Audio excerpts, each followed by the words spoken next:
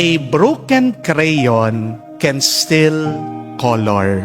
Kahit na po ang sirang Crayola o pangulay ay makakakulay pa rin. Ang ibig po sabihin nito, hindi nakakabawas sa ating pagkatao ang ating lungkot, ang ating pagkabigo, ang ating pagkakamali o paghihirap. Remember, it is just a bad day. It is not a bad life.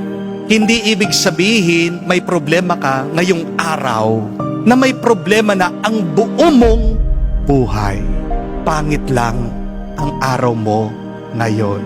Pero hindi pangit ang iyong buong buhay. Dahil tandaan mo, kapatid, ang buhay na yan ay galing sa Diyos at ang buhay na yan ay pabalik sa Diyos. Huwag mong sasabihin na pangit ang buhay ko, na masama ang buhay ko. Dahil in between sa kalagitnaan ay tayo pa rin ay binabasbasan, binibigyan ng grasya ng Diyos. Amen? Minsan, may mga ibang tao na feeling nila dahil malungkot sila ngayon, may takot sila, nabigo sila, o nagkasala sila, na wala ng kwenta ang buhay nila. May kabutihan pa rin sa iyo, kapatid. Kahit na may masamang nangyayari ngayon sa buhay mo. Remember, you do not lose the Holy Spirit whenever you make a bad decision.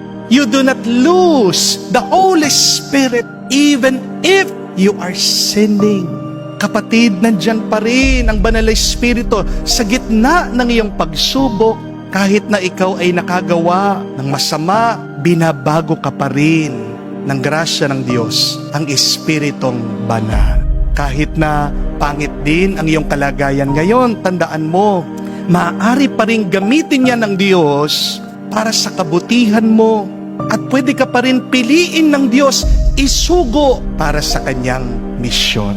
Your crying does not cancel God's calling in your life. Tignan niyo po si Maria Magdalena sa ating ebanghelyo. Kahit na 7 demonyo po, masamang espiritong napaalis ng ating Panginoong Jesucristo sa kanya, pinili pa rin siyang maging apostol ng mga apostol.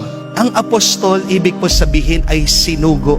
Nung nakita ni Maria Magdalena ang ating Panginoon muling nabuhay, sinugo siya sa mga isusugo ng Panginoon. Sinabihan siya, pumunta ka sa akin mga kapatid, sabihin mong mabuti ang masayang balita, muli akong nabuhay. Kahit na umiiyak siya, kahit na malungkot siya, siya'y pinadala ng ating Panginoon, dala-dala ang masaya at mabuting balita. See there, my dear friends, our brokenness do not hinder our blessedness. Kahit na marupok ka, kapatid, paniwalaan mo, mapalad ka pa rin. Amen?